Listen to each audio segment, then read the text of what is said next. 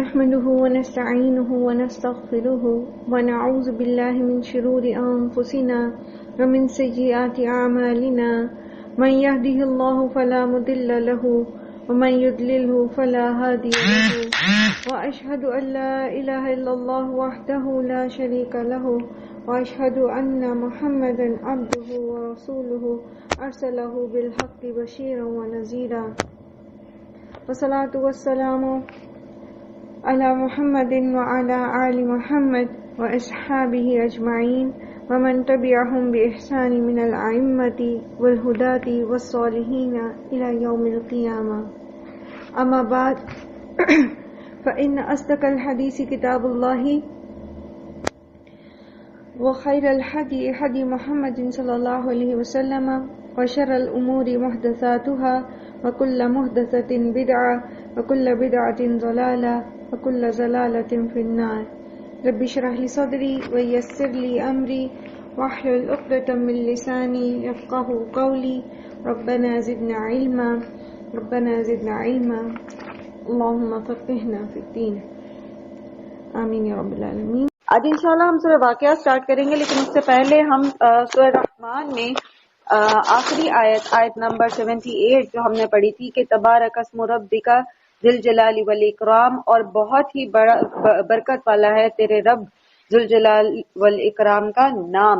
تو اللہ سبحانہ و تعالیٰ کا نام جو ہے یہ بابرکت ہے. سب سے پہلے مختصراً ہم سمجھ لیں کہ برکت کیا چیز ہوتی ہے. برکت کا مطلب کیا ہے؟ برکت ہوتا ہے کسی چیز کو بڑھا دینا، کسی چیز کو یہ ایک ایسا لفظ ہے کہ ایک عربی کے اس لفظ کے اندر بہت سارے معنی ہیں سیکیورٹی کے. آپ کی نعمت محفوظ ہو جائے، نعمت میں بڑھوتری آئے، نعمت جو ہے اس میں کسی قسم کا نقصان نہ ہو، اور آپ اس سے بہترین فائدہ اٹھا سکیں، آپ اس کے ساتھ کنٹینٹ رہیں، مطمئن رہیں، قناعت میں رہیں، آپ اس میں خوش رہیں، اور یہ سارے معنی جو ہیں یہ برکت میں آ جاتے ہیں. اللہ سبحانہ و تعالیٰ کا نام جس چیز پر لیا جاتا ہے اس میں برکت ہو جاتی ہے. اور ہمیں سنت سے بھی ایک چیز پتہ چلتی ہے کہ جس چیز پر بھی نبی صلی اللہ علیہ وآلہ وسلم نے ہمیں بتایا کہ آپ اللہ کا نام لیتے ہیں تو اس میں شیطان جو ہے وہ دخل اندازی نہیں کر سکتا. تو نقصان انسان کو پہنچاتا ہے شیطان، چاہے وہ اس کے اعمال ہوں، افعال ہوں، یا اس کی بعض اوقات نعمتوں میں بھی جیسے نظر بد وغیرہ کا لگ جانا ہے تو وہ بھی شیطان کی طرف سے ہی ہوتا ہے. شیطان اس نعمت پر انسان کو نقصان پہنچاتا ہے جس میں اللہ کا نام نہیں دیا گیا ہوتا. تو ہمیں یہی سکھایا ہے اللہ کے رسول صلی اللہ علیہ وآلہ وسلم نے کہ ہم اللہ کے نام لیں اپنی نعمتوں پر، اپنی چیزوں پر. مثال کے طور پر جب آپ گھر میں داخل ہوں تو آپ کو جو دعا سکھائی گئی ہے وہ کیا ہے؟ اللہم انی اسألک خیر المولج و خیر المخرج بسم اللہ ولجنا و بسم اللہ خرجنا وعلی اللہ ربنا توکلنا. اللہ ہی کے نام سے ہم گھر میں داخل ہوتے ہیں اور اللہ ہی کے نام سے ہم اس میں سے نکلتے ہیں اور اللہ ہی پر ہم بھروسہ کرتے ہیں. جب آپ گھر کے اندر داخل ہو جاتے ہیں آپ اپنے گھر کا دروازے کو بند کرتے ہیں. اللہ کے رسول صلی اللہ علیہ وسلم نے فرمایا جس دروازے کو اللہ کا نام لے کر بند کیا جاتا اس میں سے شیطان اندر داخل نہیں ہو سکتا. اس کے بعد آپ جو بھی کام کریں، جو بھی اچھا کام کرتے ہیں، سنت رسول صلی اللہ علیہ وسلم یہی ہے کہ ہم اس سے پہلے اللہ کا نام دیا جائے. آپ کھانا پکا رہے ہیں اسے بسم اللہ، آپ کھانے کو نکال رہے ہیں کسی باؤل میں سے بسم اللہ، آپ اس کو ڈھک رہے ہیں اسے بسم اللہ، آپ ڈھکن اٹھا رہے ہیں آپ کہیں بسم اللہ. آپ یقین کیجئے آپ جس برتن پر بسم اللہ کہہ کر اس کو کھولتے یا بند کرتے ہیں اس میں برکت ہو جاتی ہے، اس کے اندر جو بھی رزق رکھا ہوتا ہے اس میں برکت ہو جاتی ہے، کیونکہ شیطان پھر اس کو نقصان نہیں پہنچا پاتا. اسی طرح آپ اپنی سیف کو، اپنی الماریوں کو، کسی بھی چیز کو بسم اللہ کہہ کر جب بند کرتے ہیں تو پھر شیطان اس کے اندر داخل نہیں ہو سکتا. اور ہمیں اللہ پر یہ بھروسہ رکھنا چاہیے، اللہ پر یہ توکل رکھنا چاہیے کہ اللہ تعالیٰ کا نام ہم جس چیز پر لیں گے تو شیاطین، جنوں، انس دونوں میں سے کوئی بھی اس کو نقصان نہیں پہنچا سکیں گے. کسی بھی چیز کو لاک لگانا، اس کی حفاظت کا انتظام کرنا، یہ سنت ہے، یہ طریقہ ہے کہ آپ اونٹ کی رسی باندھ دیں. اس کے بعد آپ اس کے اوپر جب اللہ کا ذکر کرتے ہیں تو اللہ پر بھروسہ کریں، اللہ سبحانہ و تعالیٰ اس کی حفاظت کریں گے. الا یہ کہ اللہ کی طرف سے کوئی آزمائش نہ ہو کہ انسان کی کوئی آزمائش اس معاملے میں ہونی ہو. بہرحال تو جس چیز پر آپ اللہ کا نام لیں گے اس میں برکت ہو جاتی ہے. جب آپ دن کا آغاز کرتے ہیں اور آپ اللہ کے ذکر کے ساتھ دن کا آغاز کرتے ہیں، فجر کی نماز پڑھتے ہیں اور صبح شام کے اذکار کے ساتھ، تو آپ دیکھتے ہیں کہ آپ کا پورا دن جو ہے وہ بہت مطمئن گزرتا ہے. بہت ساری چیزیں جو پریشان کن بھی ہوں اس میں بھی آپ بڑے آرام سے ان کو ٹیکل کر جاتے ہیں. آپ پیس آف مائنڈ میں رہتے ہیں، کیونکہ آزمائشیں تو ہے. ابھی جیسے ہم نے آج کے ڈیلی ریمائنڈر میں بھی پڑھا کہ بہرحال دنیا ایک امتحان گاہ ہے اور اس کے اندر آزمائشیں تو آئیں گی. یہ تو ہو نہیں سکتا. خود اللہ سبحانہ و تعالیٰ نے خود ہمیں بتا دیا.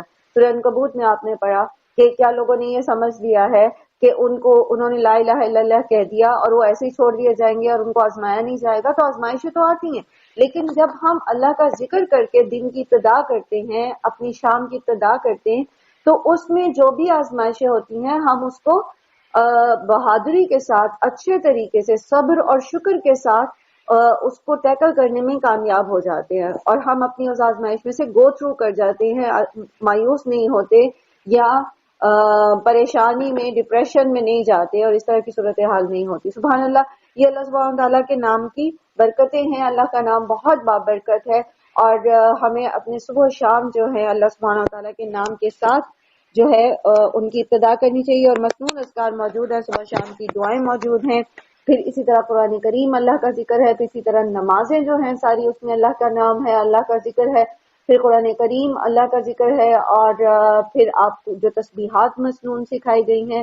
تو جتنا زیادہ ہم اللہ کا ذکر کرتے ہیں، اپنی زبان کو اللہ کے ذکر سے تر رکھتے ہیں، اتنے ہی ہماری زندگیوں میں برکت ہو جاتی ہے. یاد رکھیے برکت کا معنی فزیکلی بڑھنا بھی ہوتا ہے، لیکن ضروری نہیں ہے کہ بظاہر آپ کو چیزیں مادی طور پر بڑھتی ہوئی نظر آئیں. لیکن برکت کا مفہوم سمجھنے کے لیے ایک چھوٹی سی مثال اچھے طریقے سے اگر ذہن نشین کر لی جائے، اور وہ یہ ہے کہ اگر آپ کو پیاس لگی ہوئی ہے 2 گلاس پانی کی، ٹھیک ہے، جب آپ روزہ ہوتا ہے جیسے مثال کے طور پر، تو گرمیوں کا روزہ ہوتا ہے تو شدت پیاس کتنی ہوتی ہے کہ آپ 2 3 گلاس پانی کے پی جاتے ہیں اور پھر آپ کی مطلب پیاس جو ہے وہ سیٹسفائی ہوتی ہے.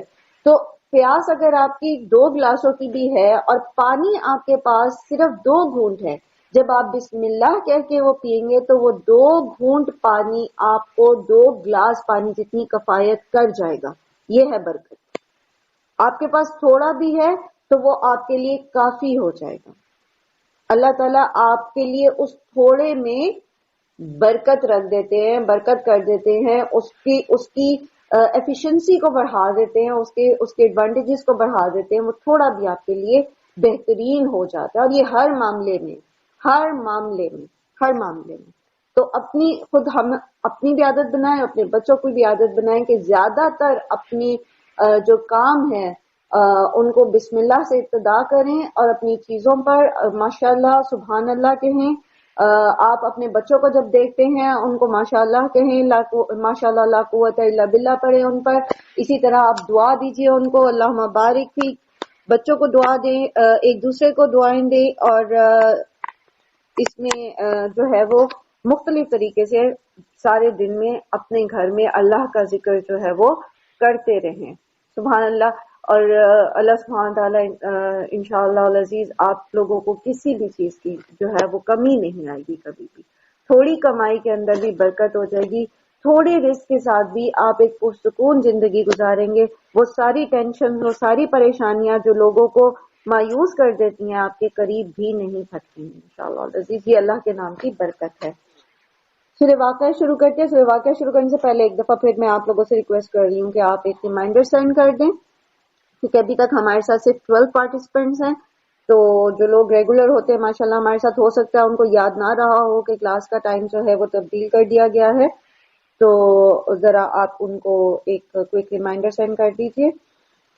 سورہ واقعہ اس کا زمانہ نزول جو ہے وہ حضرت عبداللہ بن عباس نے صورتوں کی جو ترتیب نزولی بتائی ہے تو اس میں وہ فرماتے ہیں کہ پہلے سورہ طٰہٰ نازل ہوئی اور پھر سورہ واقعہ نازل ہوئی. اور یہی ترتیب جو ہے وہ اکرمہ نے بھی بہقی کی روایت کے مطابق جو ہے وہ دلائل النبوہ میں بیان کی ہے.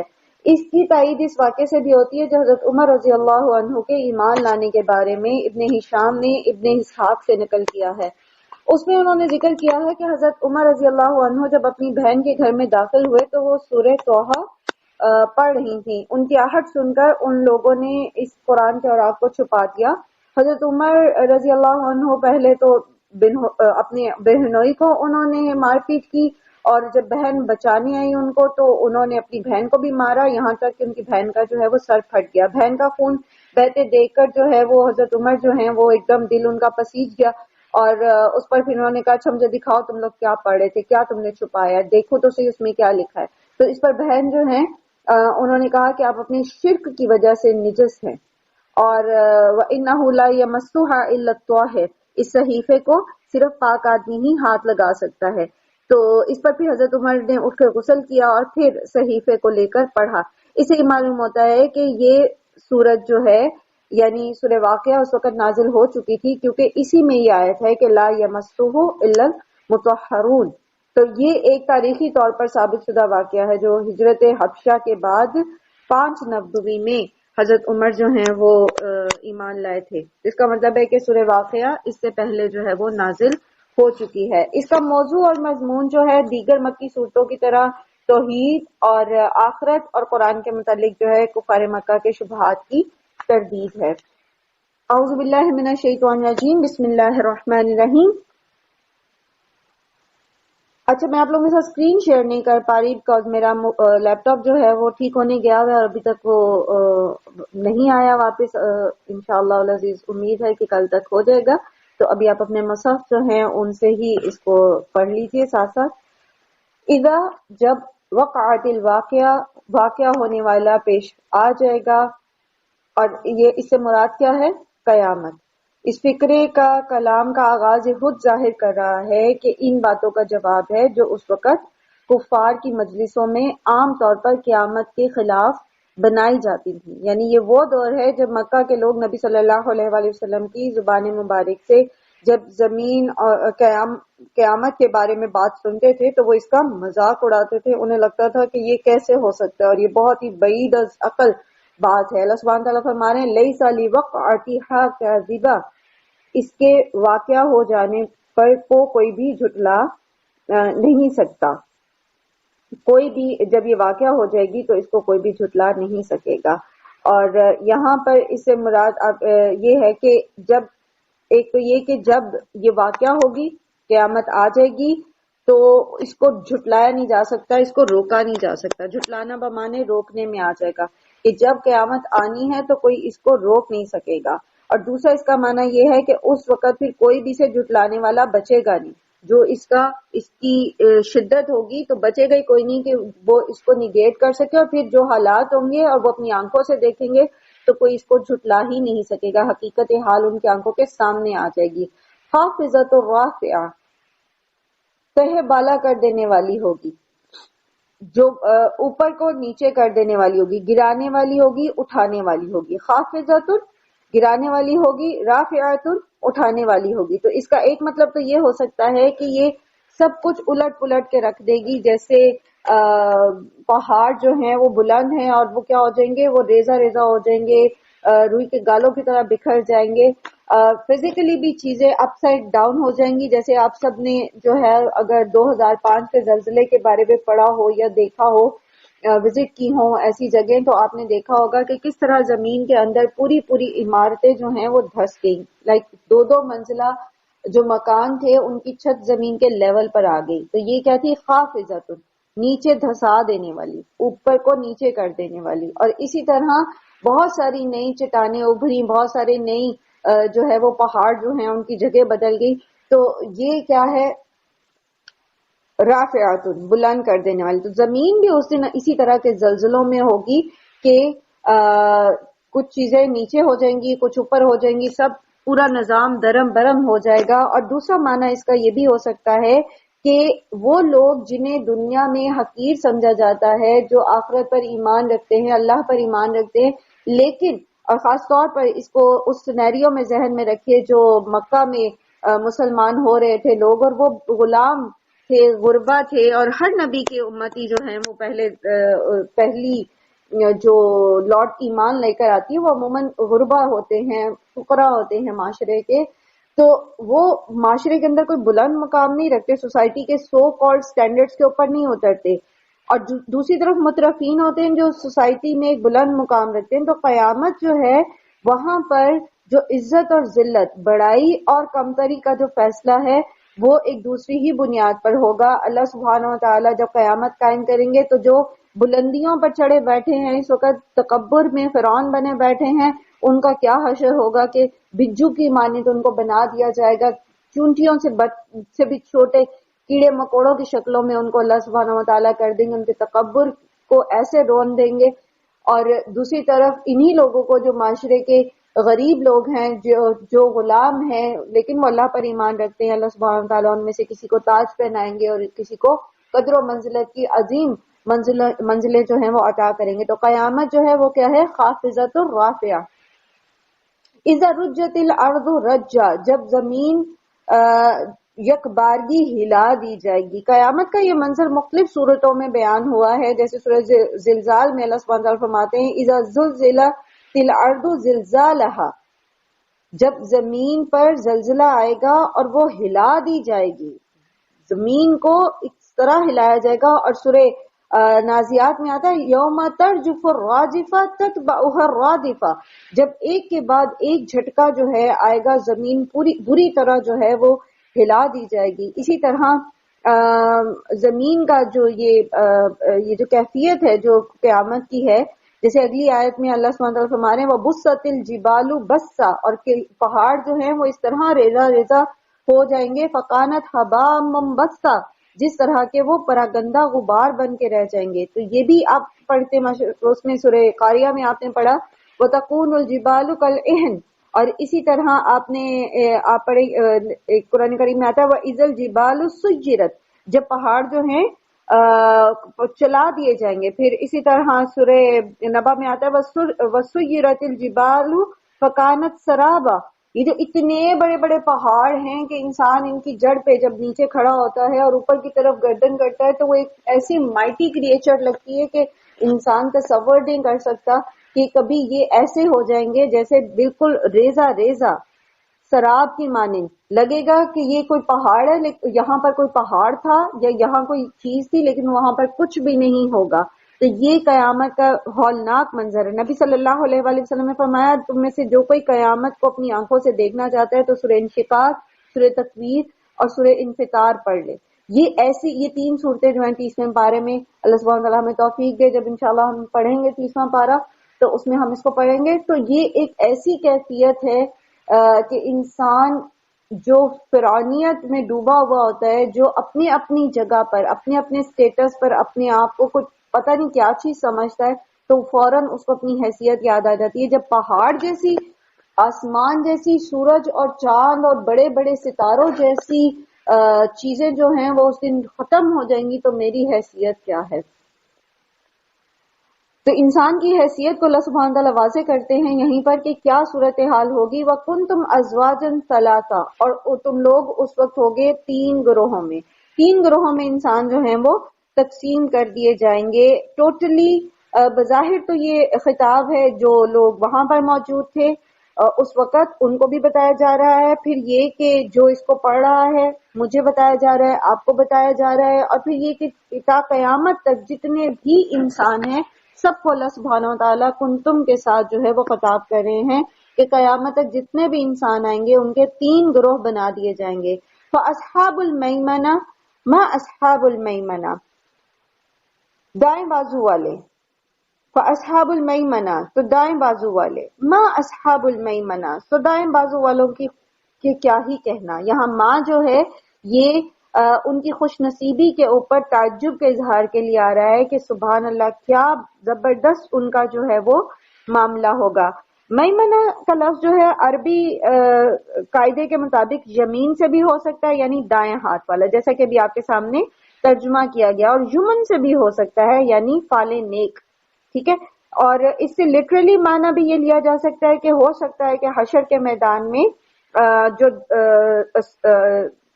اللہ سبحانہ و تعالی جب لوگوں کو جمع کریں گے اپنے حضور، تو اس وقت جو نیک لوگ ہوں گے جن کا یہاں پر ذکر ہو رہا ہے دائیں بازو والوں کا، تو وہ دائیں سائڈ پہ ہوں.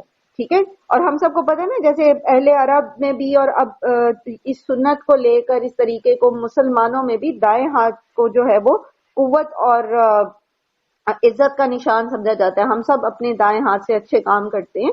تو عرب کے اندر بھی دائیں ہاتھ سے جب تمثیل دی جاتی تھی کسی بھی چیز کو تو قوت اور منزلت اور عزت کا نشان سمجھا جاتا تھا. تو یہ بھی ہو سکتا ہے کہ یہ ایک بجائے لغوی معنوں کے دائیں ہاتھ کے اپنے اصطلاحی معنوں میں ہو کہ وہ بہت قدر و منزلت میں ہوں گے. جو لوگ قدر و منزلت میں ہوں گے، جو لوگ اس دن قوت میں ہوں گے، تو ان کی قوت اور ان کے شان کے بارے میں کیا ہی کہنے. واصحاب المشأمہ، اور بائیں بازو والے، ما اصحاب المشأمہ، تو کتنی بد نصیب ہوں گے بائیں ہاتھ والے. ما اصحاب المشأمہ میں یہاں پر بھی ماں جو ہے وہ اس میں ان کی حالت زار اور ان کی بد نصیبی کو بیان کیا جا رہا ہے. یہاں ماں جو ہے وہ بیانیہ ہے، یعنی اس کیفیت کو بیان کرنے کے لیے استعمال ہو رہا ہے کہ کس قدر بد نصیبی میں ہوں گے.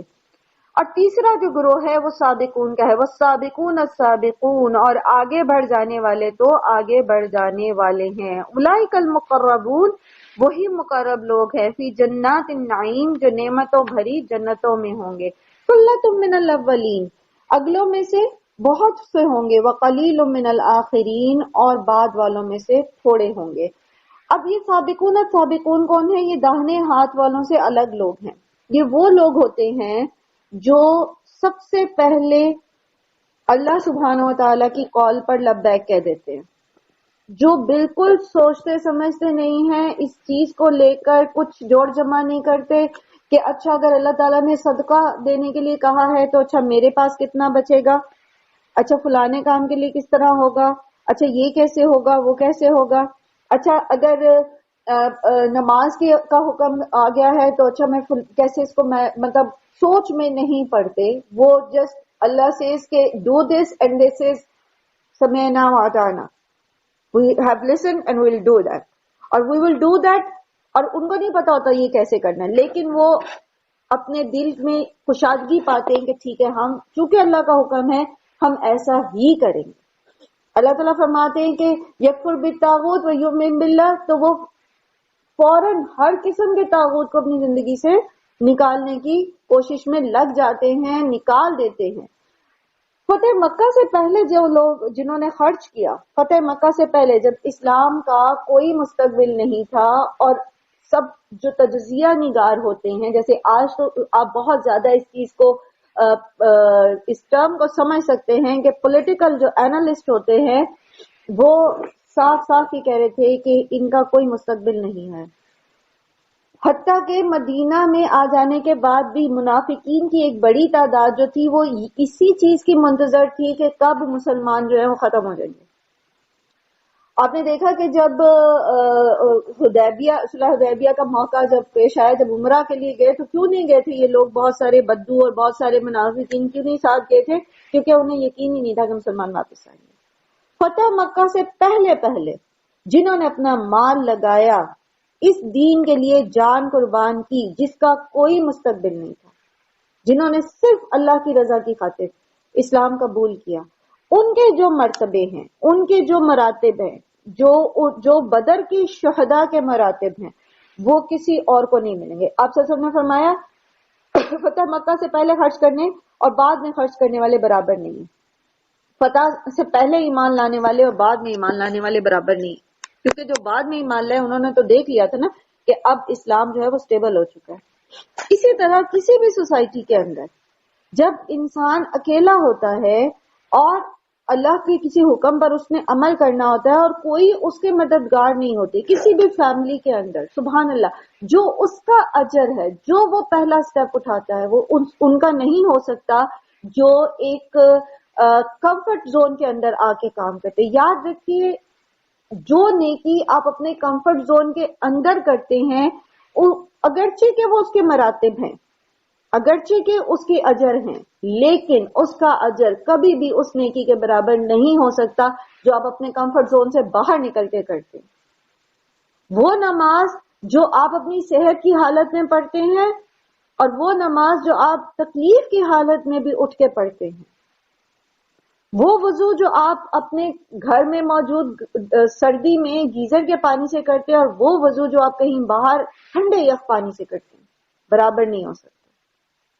جب آپ سہولتوں میں رہ کے نیکیاں کرتے ہیں، جب آپ اپنی ایز کے ساتھ نیکیاں کرتے ہیں، آسانی کے ساتھ نیکیاں کرتے ہیں، اگرچہ وہ نیکیاں ہیں، اگرچہ کہ ان کے اجر ہیں، لیکن جو نیکی انسان مشکل لیول پر جا کر کرتا ہے، اپنے آپ کو خالص اللہ کی رضا کی خاطر وہ کہیں پر مشکل میں ڈالنے کو تیار ہو جاتا ہے، جو وہ عظیمت کا درجہ ہے اس کو کم ہی لوگ پہنچتے ہیں. سلۃ من الاولین وقلیل من الاخرین.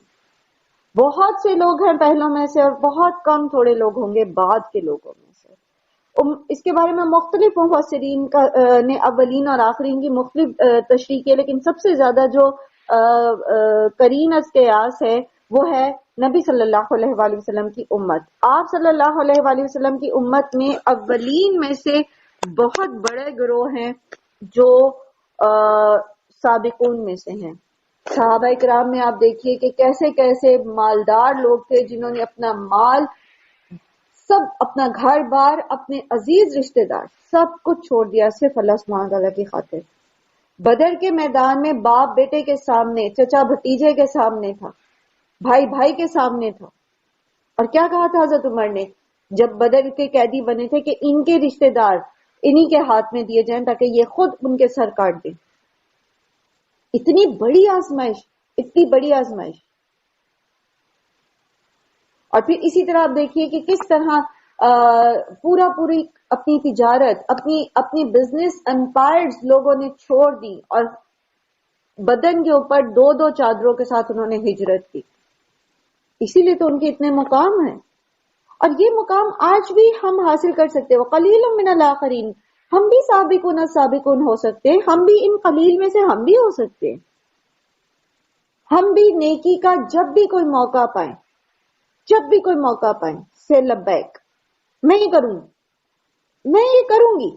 اور آپ یقین کیجئے یہ میرا ذاتی تجربہ ہے. نیکی کے جس کام کے لیے، خالص اللہ کی رضا کے لیے میں نے جو کمٹمنٹ کی بغیر سوچے سمجھے کہ یہ کیسے ہوگا، اللہ سبحانہ و تعالیٰ نے اس کے لیے ذرائع پیدا کر دیے، اللہ سبحانہ و تعالیٰ نے اس کے لیے وسائل پیدا کر دیے اور مجھے پتہ بھی نہیں چلا وہ کیسے ہوا. لیکن جس کام پر میں سوچ میں پڑ گئی یہ کیسے ہوگا، وہ کیسے ہوگا، یہ کیوں، وہ کیوں، مجھے اس کا موقع نہیں ملا. یہ میں آپ کو اپنا ذاتی تجربہ بتا رہی ہوں. چاہے وہ صدقہ دینے کی بات ہو، چاہے وہ قرآن پڑھنے پڑھانے کی بات ہو، چاہے وہ کوئی بھی نیکی کا کام ہو، چاہے وہ کوئی نماز کے اوقات کو فالو کرنے کی بات ہو. آپ یقین کیجئے خالص دل سے آپ اللہ کو پکارتے ہیں، آپ کو کوئی نظر نہیں آ رہی ہوتی جگہ کہ نماز کیسے پڑھی جائے گی، لیکن آپ کہتے اللہ پاک آپ میری نماز کو بچا لیں. آپ یقین کیجئے آپ کو ایسے جگہ سے اللہ تعالیٰ سبب بنائیں گے آپ کے لیے نماز پڑھنے کا کہ آپ تصور بھی نہیں کر سکتے. ایک دفعہ اللہ کے ساتھ کمیٹڈ ہو کر تو ہم دیکھیں، ہم بھی یہ چیز پا سکتے. قلیل من الآخرین میں ہم بھی ہو سکتے. بس یہ ہے کہ جو اللہ کا حکم ہے بس میں نے یہ کرنا ہے.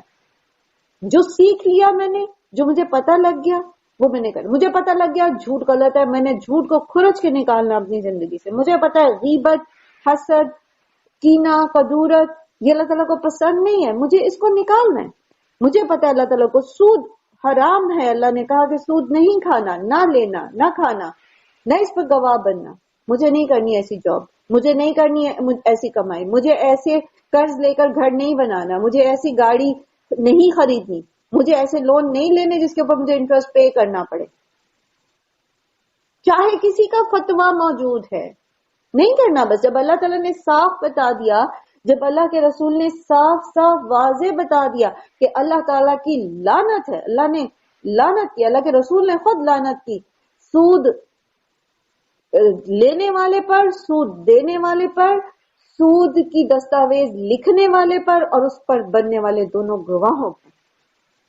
تو جب واضح احکامات ہیں کہ لینے والا، دینے والا، ڈاکیومنٹیشن کرنے والا، جب سب پر اللہ کے رسول نے لعنت کی ہے تو میں اس میں کسی ABCD کے فتوے کو کیوں میں اویل کروں. ٹھیک ہے نہیں لینا نہیں لینا. آپ یقین کریں اگر آپ ایک دفعہ کمٹمنٹ کرتے ہیں اللہ تعالیٰ سے، اللہ تعالیٰ اتنا آنر کرتے ہیں، اللہ تعالیٰ اتنا آنر کرتے ہیں، آپ کو وہاں سے دیتے ہیں جہاں سے آپ کو گمان بھی نہیں ہوتا، اور آپ کا وہ کام بھی ہو جاتا ہے جس کے لیے لوگ بینکوں سے قرضہ لیں گے، یا لوگ جو ہے وہ انشورنس پالیسیز لیتے ہیں، یا کوئی اور بھی ایسی چیزیں جس میں انٹرسٹ انوالو ہوتا ہے۔ کوشش تو کر کے دیکھیں نا، اصل میں ہم خوفزدہ بہت ہوتے ہیں، یہ کیسے ہوگا وہ کیسے، ہم اپنے دماغ کے گھوڑے زیادہ دوڑاتے ہیں اور اللہ پر بھروسہ کم کرتے ہیں۔ تو جو لوگ اس لیول پر جا کر اللہ تعالیٰ کی فرما برداری کرتے ہیں کہ اپنی دنیا کو قربان کرنے سے گریز نہیں کرتے، تو ایسے لوگوں کو اللہ تعالیٰ آنر کرتے ہیں۔ اللہ سبحانہ و تعالیٰ ان کو سابقون السابقون کہہ رہے، اولئک المقربون، مقرب ہوں گے۔ کس کے مقرب ہوں گے؟ اللہ کے مقرب ہوں گے۔ اور یاد رکھیے یہ اتنا بڑا رتبہ ہے، قرب سے ہے نا، مقرب نہیں قرب، اللہ کے قریب، اللہ کے قریب۔ لیکن یاد رکھیے مقرب بننے کے لیے پھر انسان کو اتنا ہی خالص بھی ہونا پڑتا، اس پر آزمائشیں بھی آتی ہیں۔ وہ آپ نے سنا ہوگا ایک عربی کی یہ ایک سٹیٹمنٹ ہے کہ جو عام نیک لوگوں کی نیکیاں ہوتی ہیں نا، وہ مقربین کی سیئات بن جاتی ہیں۔ یعنی مقربین جو ہوتے ہیں، جن کے رتبے اللہ کے پاس قربت والے ہوتے ہیں، اللہ تعالیٰ ان کو چھوٹی سے چھوٹی جو چیز ہوتی ہے نا اس پر بھی کمپرومائز نہیں کرتے، کیونکہ اللہ تعالیٰ نے ان کو بہت بڑا رتبہ دینا ہے۔ ہمیشگی کی قربت اپنے رب کے ساتھ، اپنے رب کے پاس ہے، تو وہ ایسے تو نہیں مل جاتا۔ تو وہ نیکیاں جو صالحین کرتے ہیں، لائک آپ سمجھیں اس کو اس طرح سے انڈرسٹینڈ کیجئے کہ اللہ تعالیٰ عظیمت کے درجے پر مقربین کو دیکھتے ہیں ہمیشہ، کہ وہ چھوٹی چھوٹی نیکیوں سے اپنے آپ کو سیٹسفائی نہیں کرتے رہتے، وہ بڑے بڑے درجات کے لیے بڑی کوششیں کرنے والے ہوتے ہیں۔ پھر کیا ہوگا؟ علی سرر موضونہ، وہ مرصع تختوں کے اوپر تکیے لگائے ہوئے آمنے سامنے بیٹھے ہوں گے، متکئین علیہا متقابلین، تکیے لگائے بیٹھے ہوں گے آمنے سامنے۔ یطوف علیہم ولدان مخلدون، آ جا رہے ہوں گے ان پر، طافہ یطوفو کا مطلب ہوتا ہے جیسے آپ طواف کرتے ہیں نا کعبہ کے گرد، تو آ جا رہے ہوں گے، مسلسل جاری رہے گا ان کا آنا جانا۔ ولدان مخلدون، ابدی لڑکے۔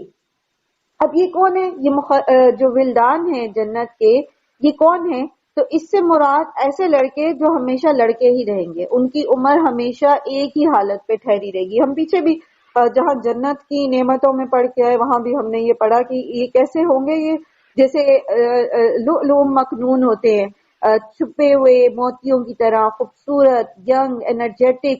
تو یہ ہوں گے کون؟ ان کے بارے میں سوال اٹھتا ہے کہ ولدان جو ہیں جنت کے وہ کون ہوں گے؟ تو اس کے بارے میں مختلف آراء ہیں۔ حضرت علی اور حضرت حسن بصری فرماتے ہیں کہ یہ اہل دنیا کے وہ بچے ہیں جو بالغ ہونے سے پہلے مر گئے، اس لیے کہ نہ ان کی کچھ نیکیاں ہوں گی اور نہ کہ وہ اس پر جزا پائیں، اور نہ بدیاں ہوں گی کہ سزا پائیں۔ ٹھیک ہے، یعنی جو مومنین کے بچے ہوں گے وہ تو جنت میں جائیں گے، جیسے کہ اللہ تعالیٰ نے خود قرآن کریم میں یہ ضمانت دے دی کہ ان کی ذریت بھی مومنوں کی وہ جنت میں جائے گی۔ سورہ طور آیت نمبر 21 میں آپ نے پڑھا، ٹھیک ہے۔ لیکن جو کفار کے بچے ہوں گے جو نابالغ فوت ہو گئے ہوں گے تو وہ پھر جنتیوں کے، اہل جنت کے خدام ہوں گے۔ اور یہ ایسا نہیں ہے کہ وہاں پر اگر وہ خدام ہیں تو جیسے ہمارے ہاں جو ملازمین ہیں یا جو غلام ہیں ان کی کوئی تحقیر تھی، بلکہ یہ جنتی ہیں، تو جنت کے اندر جو چیز بھی ہے، جو کوئی بھی ہے، وہ باعزت ہے اور باوقار ہے، اور اس کا ایک اپنا مقام اور اپنا درجہ ہے۔ بِأَكْوَابٍ وَأَبَارِيقَ وَكَأْسٍ مِّن مَّعِينٍ، جاری شراب کے جاری چشموں سے لبریز پیالے اور ساغر لیے ہوئے ہوں گے۔ لا یصدعون عنہا ولا ینزفون، نہ اس کو پی کر ان کا سر چکرائے گا اور نہ ہی ان کی عقل میں فطور آئے گا۔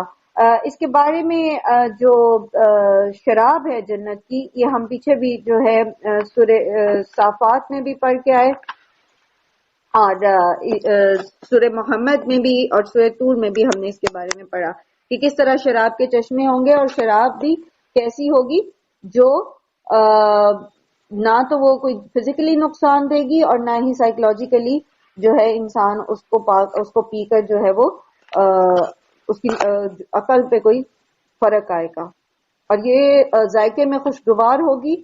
اور دوسرا یہ کہ سبحان اللہ سبحانہ و تعالی اپنے پیاروں کو، اپنے پیارے بندوں کو جس چیز پر انہوں نے کمپرومائز کیا ہوگا دنیا میں، اللہ تعالیٰ کی خاطر اللہ تعالیٰ اس کو بہترین طریقے سے وہاں پر ان کو نوازیں گے.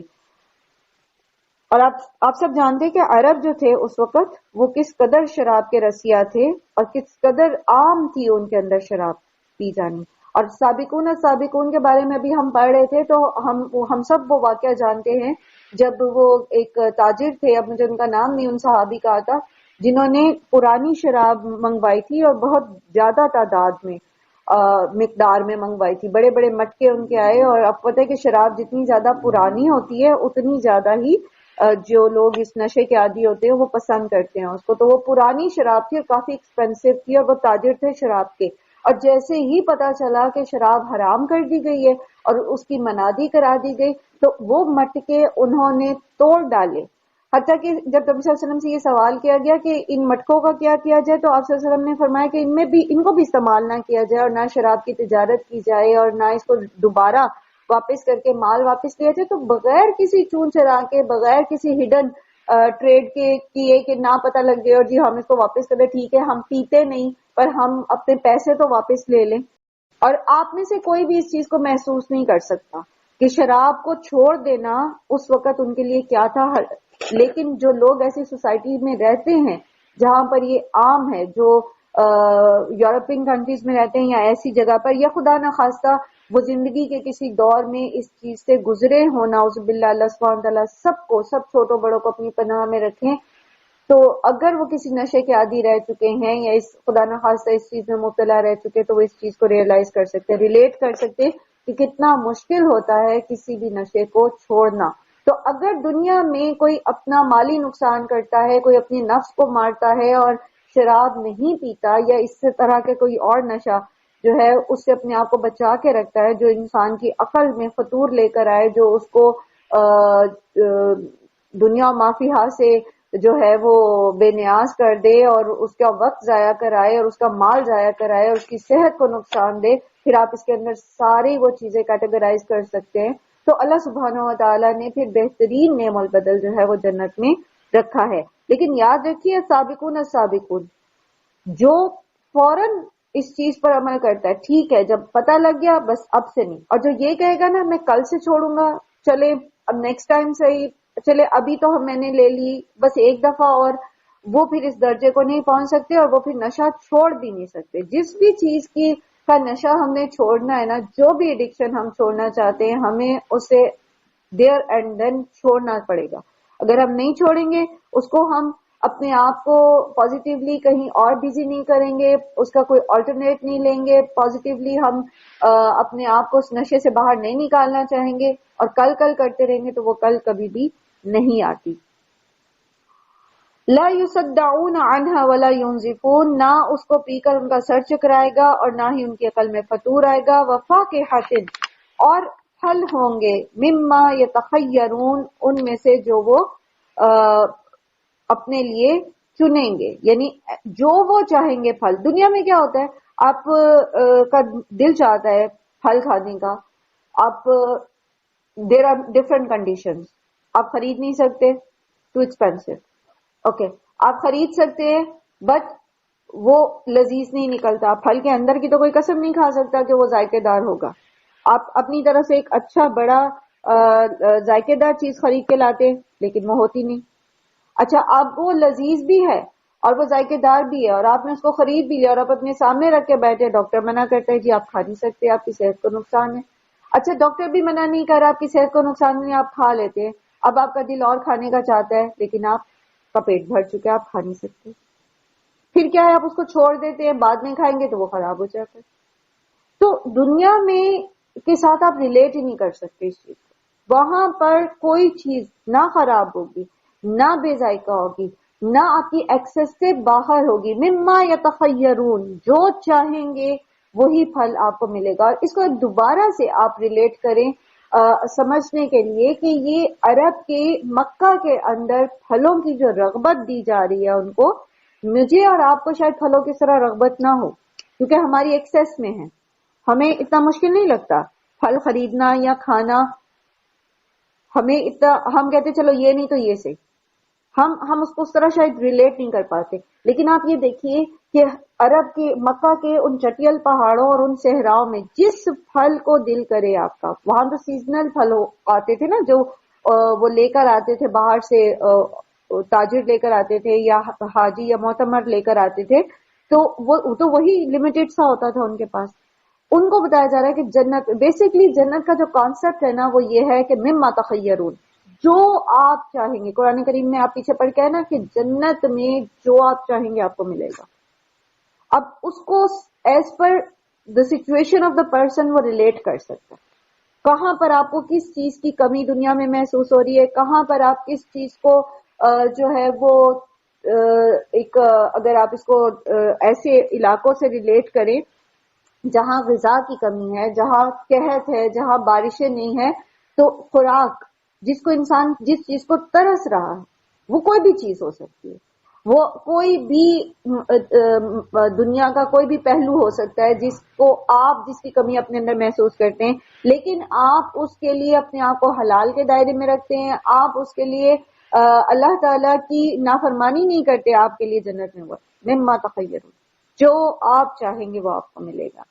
دنیا میں اگر کسی کی اولاد نہیں ہے اور وہ اس کے لیے کوئی شرک میں مبتلا نہیں ہوتا، وہ اس پہ صبر کرتا ہے، وہ اس میں جو ہے وہ اللہ سبحانہ تعالیٰ کی بنائے ہوئے حدود و قیود کے بیچ میں رہتا ہے، شکوے نہیں کرتا اللہ تعالیٰ سے، اور اپنی زندگی کے بڑے مقصد کو اللہ تعالیٰ کو ڈھونڈتے ہوئے اس کو پانے کے لیے اللہ کی فرما برداری میں وقت گزارتا ہے، جنت میں جیسی چاہے گا اولاد اس کو ملے گی، حتیٰ کہ جس عمر کی چاہے گا اس کو اولاد ملے گی، جس طرح کے بیٹے چاہے گا. دنیا میں ایسا ہوتا ہے نا کہ بعض کو اللہ تعالیٰ صرف بیٹیاں دیتے ہیں تو ان کو شدید خواہش ہوتی ہے بیٹے کی. اب آپ نے دیکھا ہوگا اللہ تعالیٰ سب کو اپنی پناہ میں رکھیں، لیکن جہالت میں عورتیں کیسے کیسے فساد میں مبتلا ہوتی ہیں بیٹے کی خاطر، اور کس طرح اذیتیں دیتے ہیں سسرال والے کہ یہ عورت لڑکا پیدا نہیں کر پائی. ہوتا ہے نا ایسا. اب وہ سسرال والے بھی، وہ شوہر بھی، وہ ساس بھی، وہ جو گھر کے بزرگ ہیں وہ اس پر صبر کریں کہ یہ اللہ کی مرضی ہے، اللہ کی چاہت ہے، اللہ نے صرف بیٹیاں نہیں ہے. ہم آج صبر کریں گے، آج ہم اس عورت کو کمفرٹیبل رکھیں گے، آج ہم اللہ پر شکوہ نہیں کریں گے یا اس عورت پر ظلم زیادتی نہیں کریں گے، جو ہمارے معاشرے میں ایک پکچر آپ کو نظر آتی ہے. تو جنت میں جو چاہیں گے وہ ملے گا، جیسا چاہیں گے آپ کو ملے گا، وہاں پر کسی چیز کی کمی نہیں ہے. وَلَحْمِ الطَّيْرِ مِمَّا يَشْتَهُونَ، اور پرندوں کے گوشت پیش کیے جائیں گے ان کو جس پرندے کا وہ چاہیں گے. مِمَّا يَشْتَهُونَ، اشتہا کہتے ہیں شدید قسم کی طلب کو، یہ کھانے کی بھی ہو سکتی ہے، کسی بھی چیز کی ہو سکتی ہے. تو جس چیز کی شدید قسم کی طلب ہے، یہاں پر کھانے سے ریلیٹڈ ہے کہ کیونکہ صحرا ہے مکہ کا، وہاں پر صحرا میں جو ہے وہ ان کو کھانے پینے کے لیے بہت زیادہ مرغن غذائیں اور اس طرح کی چیزیں نہیں ملتی تھیں اس وقت بھی. تو اب تو خیر جس طرح اللہ سبحانہ تعالیٰ نے مکہ کو برکت دی ہے اور اپنے گھر کے وجہ سے جس طرح اللہ تعالیٰ نے وہاں پر اس دور میں بھی حضرت ابراہیم سے لے کر اور علیہ السلام سے لے کر آج تک مکہ میں ہر طرح کی چیز جو ہے وہ موجود ہوتی ہے، لیکن وہاں نہیں اگتی تھی تب بھی، ابھی بھی نہیں ہوتی وہاں پر. تو اللہ تعالیٰ کھانے کی طرف رغبت دلا رہے ہیں. اور ایک حدیث سے ہمیں پتہ چلتا ہے کہ یقیناً جنتی شخص جنت کے پرندوں میں سے کوئی کھانے کی خواہش کرے گا تو وہ اس کے ہاتھ میں پکا ہوا ٹکڑے کی صورت میں آ جائے گا. وحور عین، اور خوبصورت آنکھوں والی حوریں ہوں گی. کامثال اللؤلؤ المکنون، ایسی جیسے ان کی مثال ایسی ہوگی جیسے چھپا کر رکھے ہوئے موتی. جزاء بما کانوا یعملون، یہ بدلہ ہوگا ان اعمال کے لیے جو وہ کرتے تھے. لا يسمعون فيها لغوا ولا تأثیما، نہ وہ اس میں سنیں گے کوئی بھی بےہودہ کلام یا گناہ کی بات. جنتی جو سب سے زیادہ جس چیز سے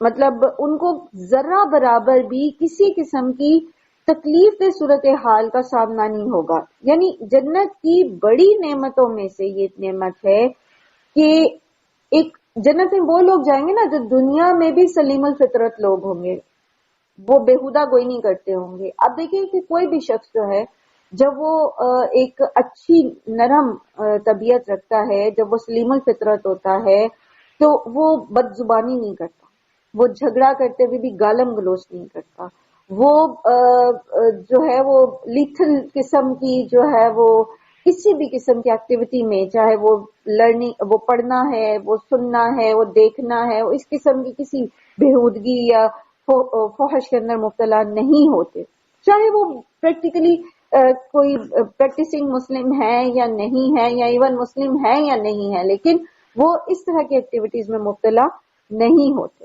تو جنت میں تو ایمان کے ساتھ پھر جائے گا ہی وہ جو دنیا میں ان چیزوں سے بچتا ہوگا. تو جو دنیا میں جس کو ان چیزوں سے نفرت تھی, تو جنت کے اندر بھی اس کو ایسی کوئی چیز نہیں اس کے کانوں تک پہنچے گی. سورہ نبا میں بھی آتا نا, لا یسمعون فیہا لغوا ولا کذابا, وہ اس میں کوئی بھی لغو اور جھوٹ نہیں سنیں گے. ان کے کان وہاں کسی بھی بےہودگی, یاوہ گوئی, جھوٹ, غیبت, چغلی, بہتان, گالی, طنز, تمسخر, تان و تشنیع, کوئی بھی اس چیز کو جو ہے وہ ایلس کر لیں, اس سے محفوظ ہوں.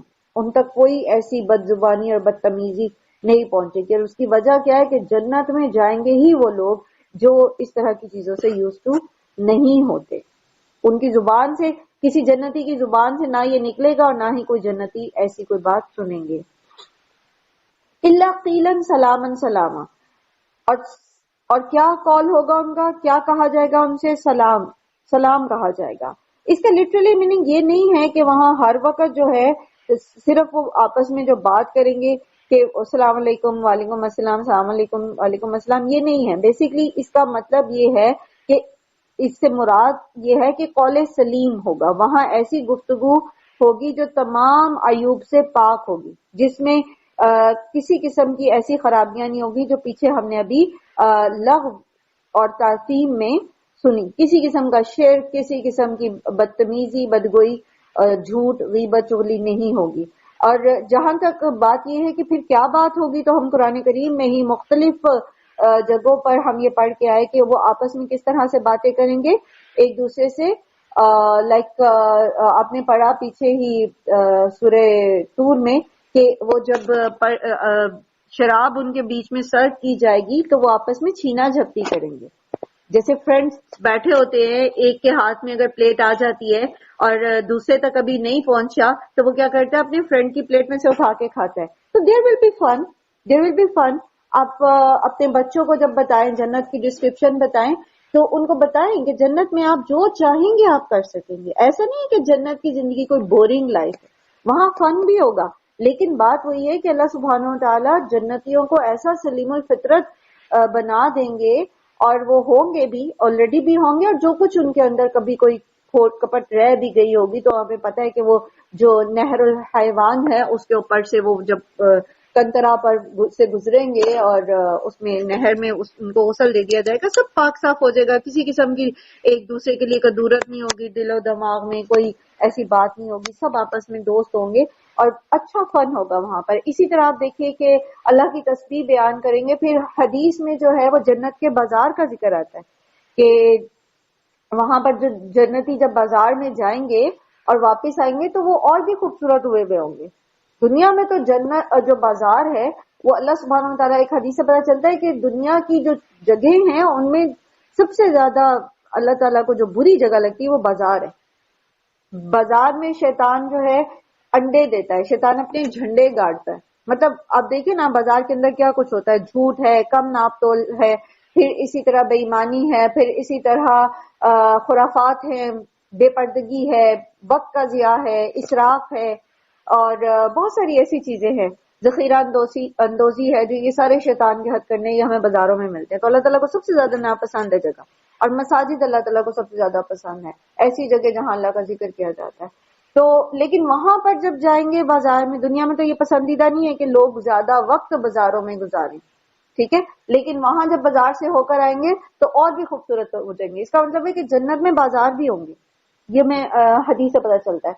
پھر اور جنت کی زندگی میں اور کیا کیا ہوگا، جیسے شراب کے چشمے ہیں، دودھ کی نہریں ہیں، شراب کی نہریں ہیں، پانی کی نہریں ہیں. تو یہ جو چلتے پھرتے سلسبیل کا چشمہ ہے، تو وہاں پر خوبصورتی ہے. اور پھر گھروں کا ذکر آتا ہے، محلوں کا ذکر آتا ہے. پھر جیسے ایک روایت سے پتہ چلتا ہے کہ ایک شخص کی جتنی بھی ازواج ہوں گی تو ان کے بیچ میں ایسا پردہ ہوگا کہ ان کو نہیں، وہ ایک دوسرے کو دیکھ بھی نہیں سکیں گی. گویا جذبات جو ایک بیوی کے مجروح ہو سکتے ہیں اپنے شوہر کی دوسری بیوی کو دیکھ کر، ویسے تو جنت میں یہ فیلنگز نہیں ہے، لیکن پھر بھی اللہ تعالیٰ نے ایسا انتظام کر رکھا ہوگا کہ وہ اس کو دیکھ ہی نہیں پائیں گی. تو بہت ساری ایسی چیزیں ہیں جو ہمیں پتہ چلتا ہے جس سے کہ جنت جو ہے وہ بہت خوبصورت جگہ ہے، اور وہاں پر لائف جو ہے وہ کوئی ایسی بورنگ لائف نہیں ہوگی. ہاں، اس میں جو انجوائمنٹ کی جو سکیلز ہیں، انجوائمنٹ کے جو کرائٹیریاز ہیں وہ خوبصورت ہوں گے، وہ سلیم الفطرت، سلیم الطبع لوگوں کو سوٹ کرنے والے ہوں گے. دنیا میں بھی آپ دیکھیں کہ جو لوگ اچھے نیک صالح لوگ ہوتے ہیں، وہ ایسا نہیں ہے کہ وہ انجوائے نہیں کرتے، ایسا نہیں کہ وہ پارٹیز نہیں کرتے، ایسا نہیں کہ وہ آؤٹنگ پہ نہیں جاتے یا وہ ہوٹلنگ نہیں کر سکتے، لیکن کیا ہے کہ وہ ہر چیز کے اندر اللہ کی بنائی ہوئی لمٹس کے اندر رہتے ہیں. انجوائے وہ کرتے ہیں لیکن لمٹس کے اندر رہتے ہیں جو اللہ نے ان کے لیے ڈیفائن کی ہیں.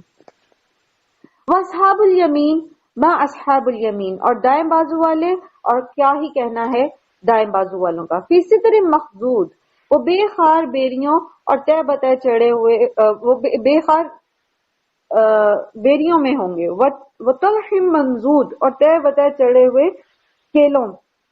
وَظِلٍّ مَمْدُودٍ، اور دور تک پھیلی ہوئی چھاؤں میں. وَمَاءٍ مَّسْكُوبٍ، اور پانی جو ہر دم روا روا ہوگا. وَفَاكِهَةٍ كَثِيرَةٍ، اور بہت سارے پھل.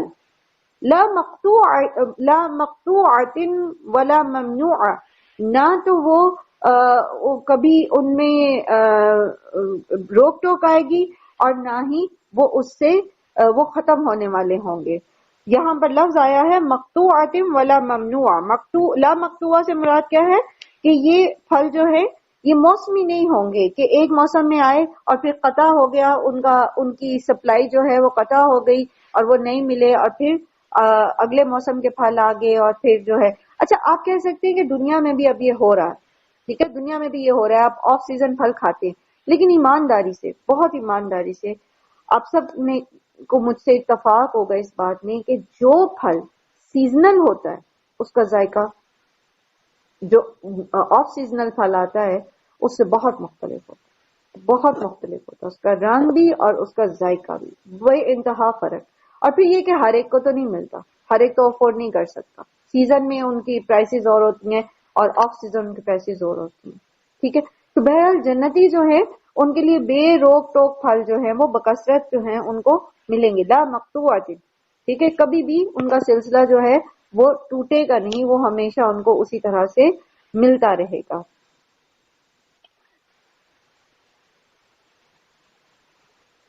وہ فرش مرفوع، اور اونچی نشست گاہوں میں ہوں گے. انا انشأناہن انشاء، اور ہم ان کو بنائیں گے، ان کو پیدا کریں گے. یہاں ہننا کی جو ضمیر آ رہی ہے وہ اشارہ کر رہی ہے جنتی عورتوں کے بارے میں، ٹھیک ہے.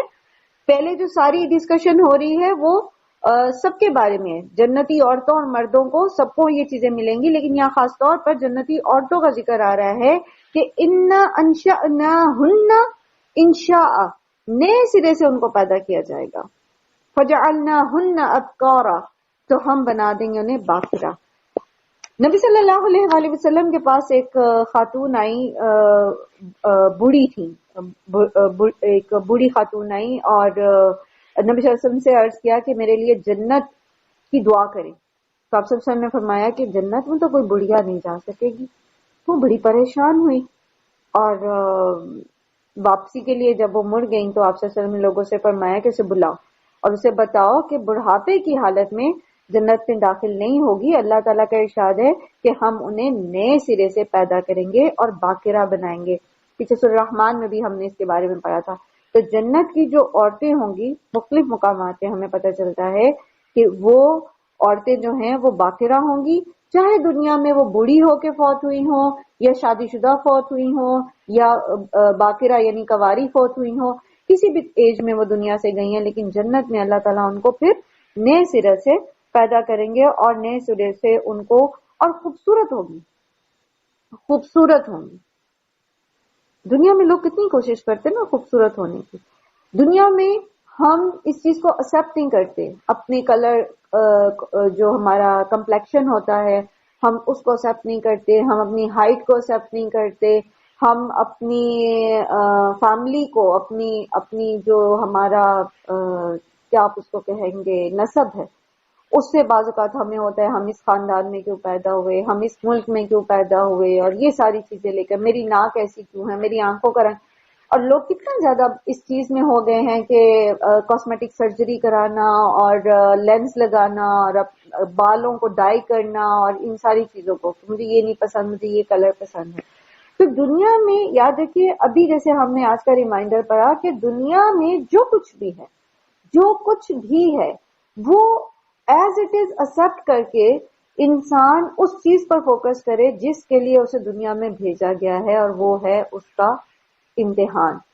اس کا امتحان کیا ہے کہ وہ اللہ تعالیٰ کی فرما برداری کرتا ہے یا نافرمانی. اب جہاں تک بات ہے کاسمیٹک سرجری کی, تو ہم سب کو پتا ہے کہ تخلیق میں تبدیلی کرنا جو ہے وہ حرام ہے. ہاں, اس کو اب اگر کسی کو میڈیکلی کوئی برن ہے کیس ہے یا کوئی اور خدا نہ خواستہ ایسی پیدائشی معذوری ہے جس کے لیے کاسمیٹک سرجری کرانی پڑ گی, تو وہ الاؤ ہے جو میڈیکل ریزن ہوتا ہے. لیکن محض اپنی ناک کو چھوٹا کرانا, عمر کے اثرات کو چھپانے کے لیے سرجری کرانا, اور یہ ساری چیزیں جو ہیں یہ حرام کے درجے میں آتی ہیں. تو ہم میں سے ہر کوئی جس کو کسی بھی بات پر کبھی بھی شیطان نے وسوسہ اس کے دل میں ڈالا, اس کی ناک ایسی کیوں ہے, اس کا چہرہ ایسا کیوں ہے, اس کا کمپلیکشن ایسا کیوں ہے, تو یاد رکھیے جو ہمیشگی کی زندگی ہے اس میں جنت میں خوبصورتی ہی خوبصورتی ہے. جنت میں کسی قسم کی کوئی کمی نہیں ہے, کسی بھی قسم کی کوئی بھی ایسی جو ہے چیز نہیں ہوگی جو جنتی کو ناپسند ہو. اور کیا ہے صرف عرباً اترابا. عرباً کہتے ہیں قرآن کریم میں یہ جو لفظ استعمال ہوا ہے عربی زبان میں, عورت کی بہترین جو نسوانی خوبیاں ہوتی ہیں, جو ایک فیمیل کے اندر جو خوبیاں ہوتی ہیں ان سب کے لیے کلیکٹیولی یہ لفظ جو ہے عروبہ بولا جاتا ہے.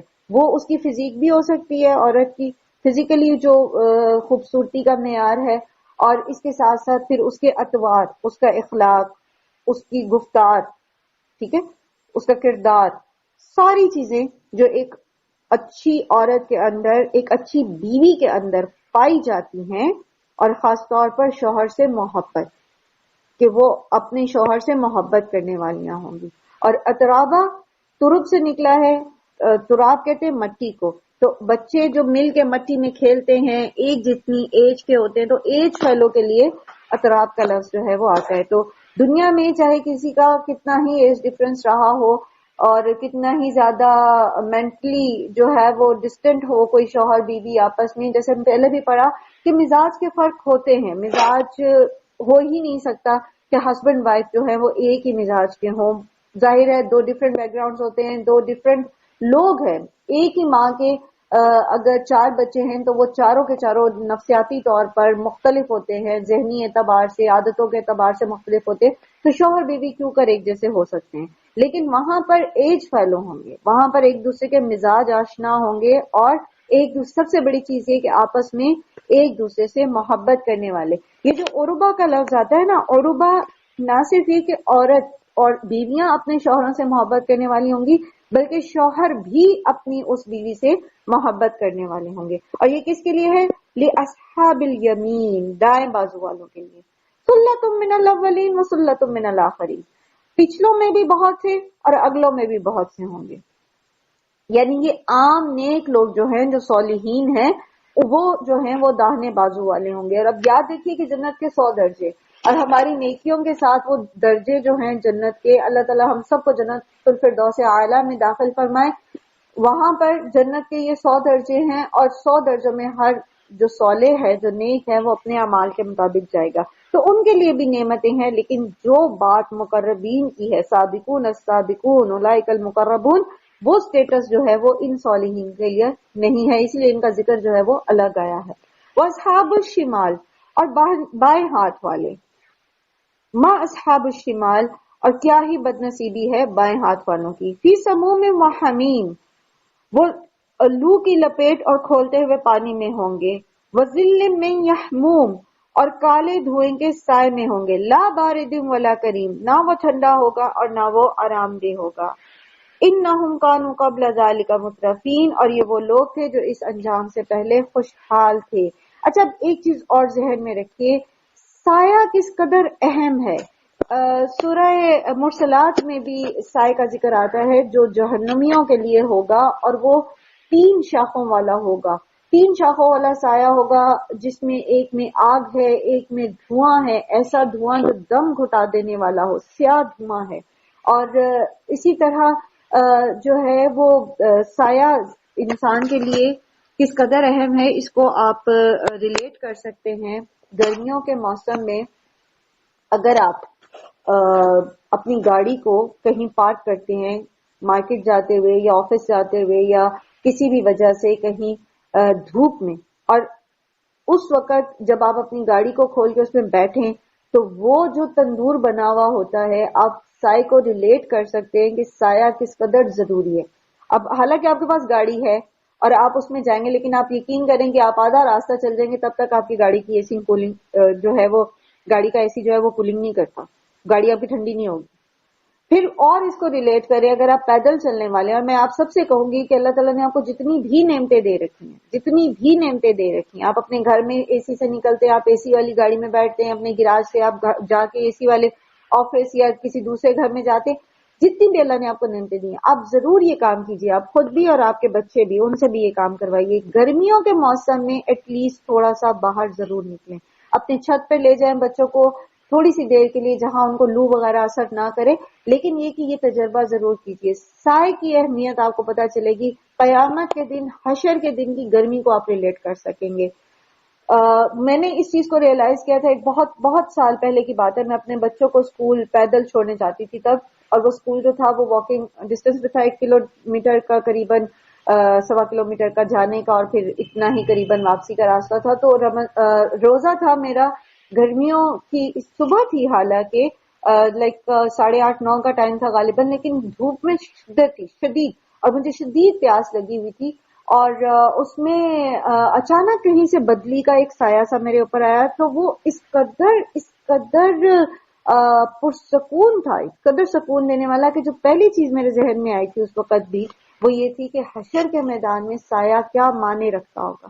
اس وقت کی پیاس، اس وقت کی وحشت اور دہشت اور گرمی کی شدت، جب ہر کوئی اپنے اعمال کے پسینے میں ڈوبا ہوگا، اس وقت سایہ کتنا معنی رکھے گا. اور اس وقت وہ سایہ جو ہے وہ اگر اللہ کے عرش کا سایہ ہوگا، اور آپ کو پتہ ہے کہ حشر کے میدان میں کوئی سایہ نہیں ہوگا، اللہ کے عرش کا سایہ ہوگا یا پھر انسان کے اپنے اعمال کا سایہ ہوگا. سورہ بقرہ اور سورہ آل عمران سایہ کریں گی پرندوں کے جھنڈ میں، پھر اسی طرح صدقہ سایہ کرے گا، اور انسان اپنے اعمال کے مطابق صورتحال میں ہوگا. تو سایہ کتنا معنی رکھتا ہے.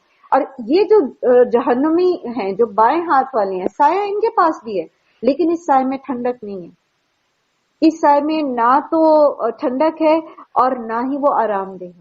دوسری طرف جنتیوں کے لیے کس طرح کے سائے ہیں کہ جنت کے جو درخت ہیں ان کے سائے اتنے طویل ہیں، اتنے وہ سودنگ ہے، اتنے سکون دینے والے ہیں کہ ایک سوار جو گھڑ سوار ہے وہ بھی دنوں تک اس میں سفر کرتا رہے تو اس درخت کا سایہ ختم نہیں ہوگا. پلیزنٹ سائے کی اہمیت. اور جتنا ہم نیچر سے دور ہوتے جا رہے ہیں، جتنا ہم اصل زندگی سے، قدرتی زندگی سے دور ہوتے جا رہے ہیں، اور فل ٹائم ہم ہیٹر اور فل ٹائم ہم سینٹرلی ایئر کنڈیشن گھروں میں رہتے ہیں، اور ہم چھتوں پہ سونا ہم نے بند کر دیا، گرمی میں ہم نے باہر نکلنا، دھوپ میں ہم نے پیدل چلنا بند کر دیا. ہم ان چیزوں کو ریلیٹ نہیں کر پاتے. اور جتنا انسان نعمتوں میں ہوتا ہے نا، میں آپ یقین کیجئے جب تک اگر وہ اللہ ماشاء اللہ تعالیٰ اس کو شعور نہ دے اور وہ قرآن کے ساتھ جڑا ہوا نہ ہو اور قرآن کو سمجھنے والا نہ ہو تو وہ شکر گزار نہیں ہو سکتا. یہیں پر آپ اسی آیت میں دیکھیے کہ یہ کون لوگ تھے جو اس سزا کے مستحق ہوئے، جو بائیں بازو والے، انہم کانوا قبل ذالک مترفین، یہ اس سے پہلے مترف تھے. مترف کون ہے؟ مترفین کون ہوتے ہیں؟ وہ خوشحال لوگ جو اللہ سے دور ہوتے.